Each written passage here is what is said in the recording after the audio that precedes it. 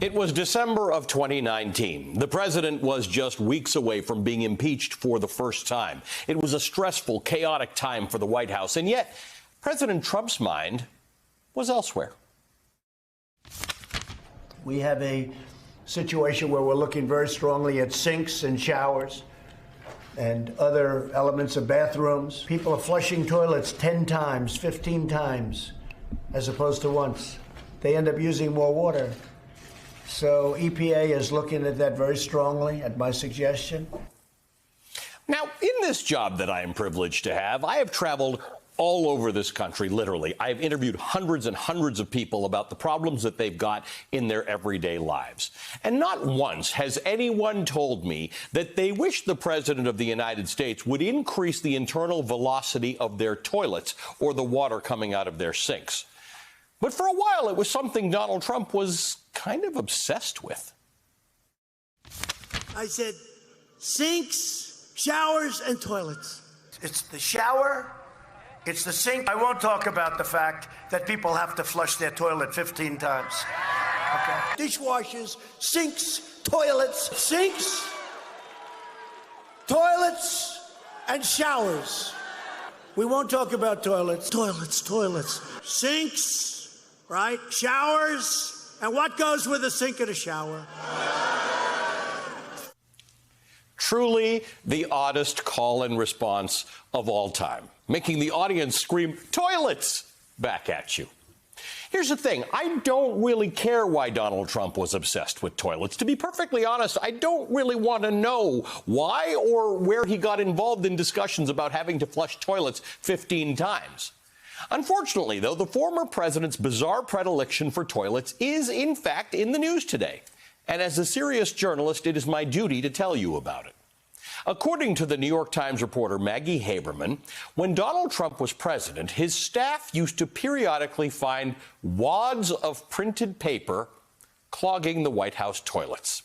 They believed President Trump was purposely attempting to flush pieces of paper down the toilet. The former president immediately poo-pooed these ideas, saying that he never put presidential records in a toilet, which is definitely a thing I cannot believe that I just said on TV. But Bloomberg reporter Jennifer Jacobs confirmed the reporting with her own sources, too. She says that Trump staffers would try to fish clumped, torn, and shredded papers out of the White House toilet. Who knows? Maybe that's why the president was so obsessed with the firepower of the network of toilets in this country.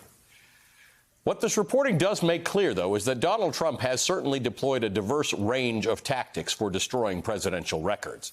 We've been following the reporting all week about how Donald Trump reportedly ripped up White House records during his time in office, despite being required by law to preserve all documents that come across his desk. Staffers had to try and jigsaw them back together, taping them back together.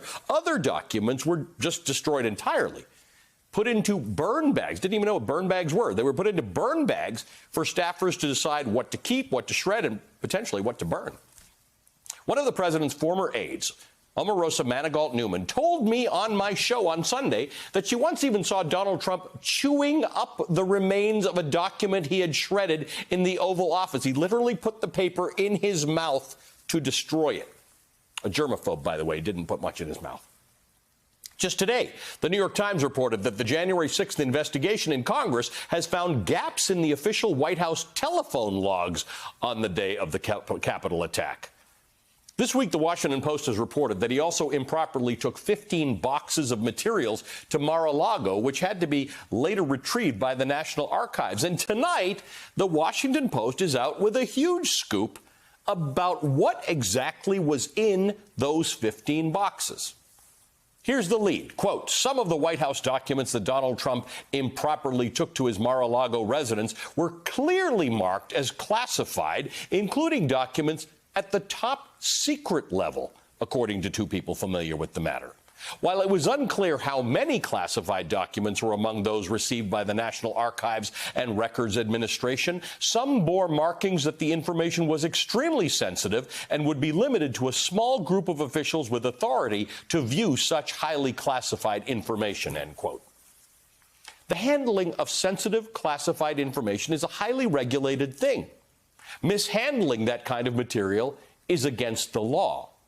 Which leads me to the other piece of explosive reporting in the Post tonight, that the National Archives has now asked the Justice Department to look into this matter to see if anyone should be potentially prosecuted for stowing top secret documents at the former president's beach resort.